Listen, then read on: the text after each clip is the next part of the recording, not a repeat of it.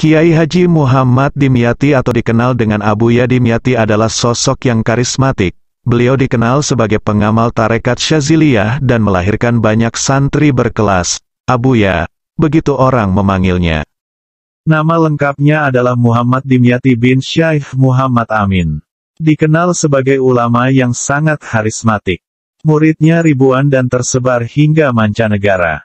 Abuya Dimyati orang Jakarta biasa menyapa, dikenal sebagai sosok yang sederhana dan tidak kenal menyerah. Hampir seluruh kehidupannya didedikasikan untuk ilmu dan dakwah. Menelusuri kehidupan ulama Banten ini seperti melihat warna-warni dunia sufistik. Perjalanan spiritualnya dengan beberapa guru sufi seperti Kiai Dalhar Watu Congol. Perjuangannya yang patut diteladani. Bagi masyarakat Pandeglang Provinsi Banten, Mbah Dim sosok sesepuh yang sulit tergantikan. Lahir sekitar tahun 1919, dikenal pribadi bersahaja dan penganut tarekat yang disegani. Abuya Dimyati juga kesohor sebagai guru pesantren dan penganjur ajaran Ahlus Sunnah wal Jamaah. Podoknya di Cidahu, Pandeglang, Banten tidak pernah sepi dari para tamu maupun pencari ilmu. Bahkan menjadi tempat rujukan santri, pejabat hingga kiai. Semasa hidupnya, Abuya Dimyati dikenal sebagai gurunya dari para guru dan kiainya dari para kiai. Masyarakat Banten menjuluki beliau juga sebagai pakunya daerah Banten. Abuya Dimyati dikenal sosok ulama yang mumpuni. Bukan saja mengajarkan ilmu syariah tetapi juga menjalankan kehidupan dengan pendekatan tasawuf.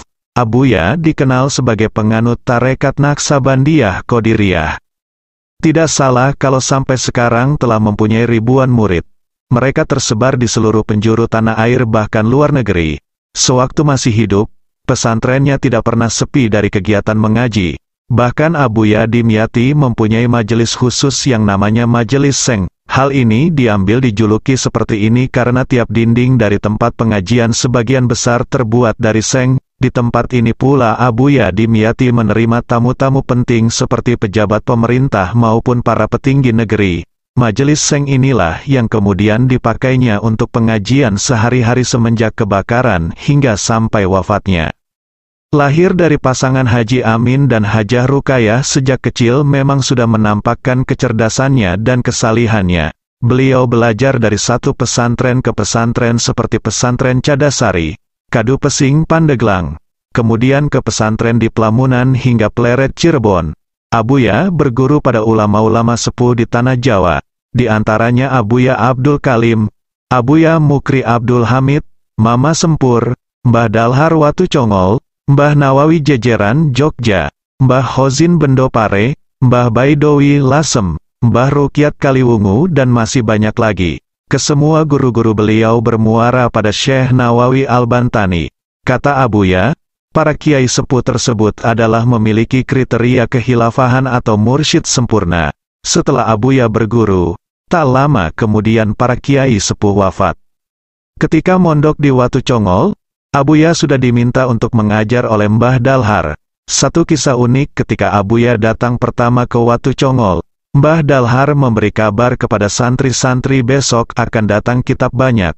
Dan hal ini terbukti mulai saat masih mondok di Watu Congol sampai di tempat beliau mondok lainnya. Hingga sampai Abuya menetap, beliau banyak mengajar dan mengorek kitab-kitab di Pondok Bendo, Pare. Abuya lebih dikenal dengan sebutan Mbah Dim Banten, karena kewirayannya di setiap pesantren yang disinggahinya selalu ada peningkatan santri mengaji. Semasa hidupnya, Abuya Dimyati dikenal sebagai gurunya dari para guru dan kiainya dari para kiai. Masyarakat Banten menjuluki beliau juga sebagai pakunya daerah Banten. Saking pentingnya ngaji dan belajar, satu hal yang sering disampaikan dan diingatkan Mbah Dim adalah, jangan sampai ngaji ditinggalkan karena kesibukan lain atau karena umur.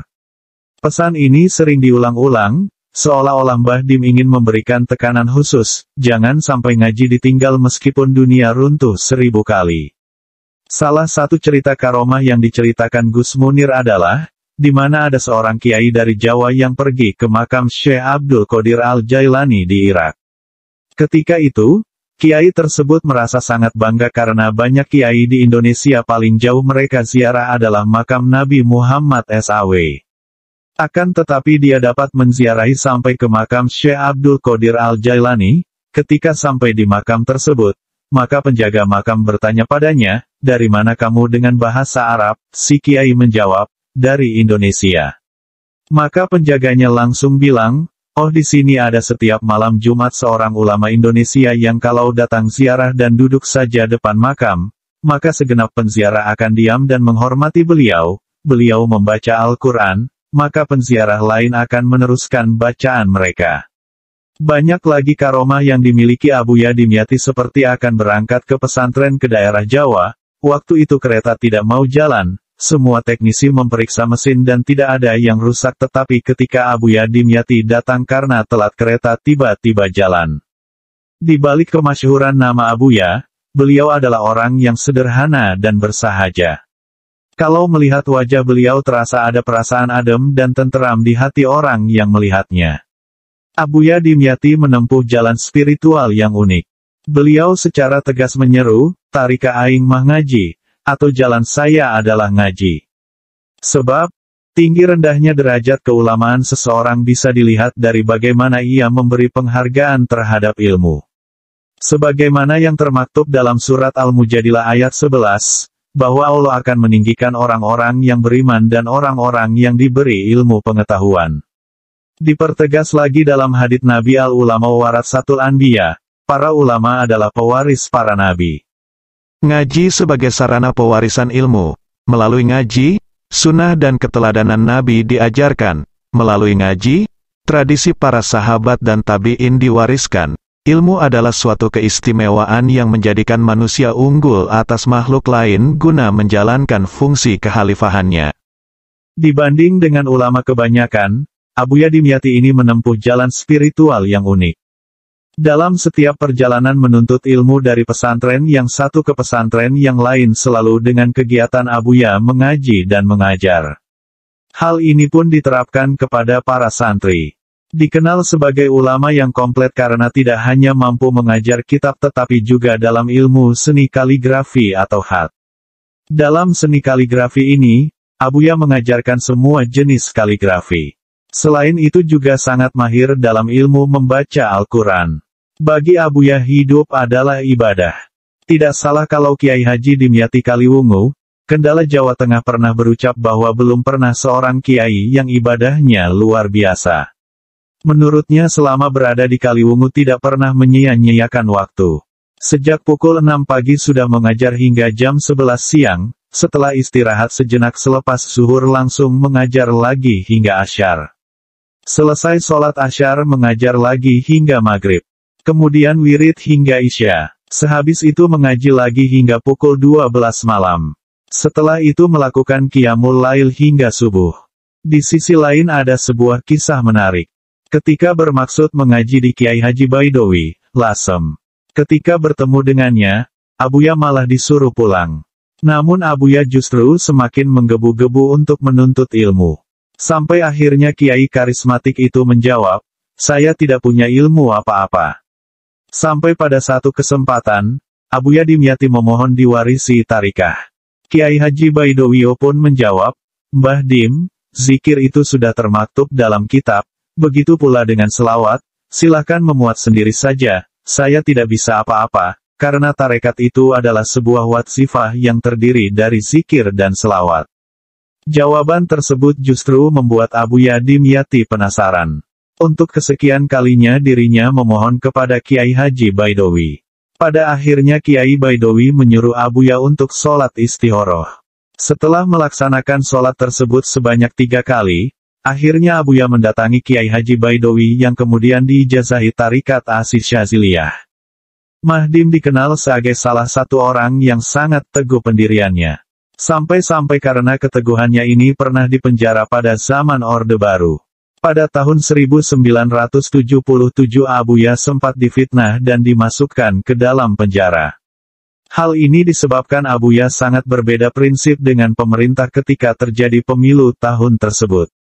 Abuya dituduh menghasut dan anti pemerintah. Abuya pun dijatuhi vonis selama 6 bulan. Namun 4 bulan kemudian Abuya keluar dari penjara. Konon katanya semua yang ikut andil dalam penangkapan Abuya dan hakim yang mengadili menjadi gila karena kualat terhadap Abuya. Ada beberapa kitab yang dikarang oleh Abuya Dimyati, di antaranya adalah Minhajul Istifa. Kitab ini isinya menguraikan tentang Hizib Nasr dan Hizib Ihfa, dikarang pada bulan Rajab Hijriyah 1379 atau 1959 Masehi. Kemudian kitab Ashlul Qadar yang di dalamnya khususiyat sahabat saat perang Badar yang dikarang pada waktu di penjara. Tercatat pula kitab Rosnul Qadar isinya menguraikan tentang Hizib Nasr, Rohbul Qoir 1 dan 2 yang juga sama isinya yaitu menguraikan tentang Hizib Nasr. Selanjutnya kitab Bahjatul Qolaid, Nazam Tijanut Darori. Kemudian kitab tentang tarekat yang berjudul Al-Hadiyatul Jalaliyah di dalamnya membahas tentang tarekat Syaziliyah. Masyarakat Banten khususnya kehilangan salah satu ulama kecintaannya. Abuya Dimyati meninggalkan kita semua pada malam Jumat Pahing, tanggal 3 Oktober tahun 2003 Masehi atau 07 Syaban 1424 Hijriah.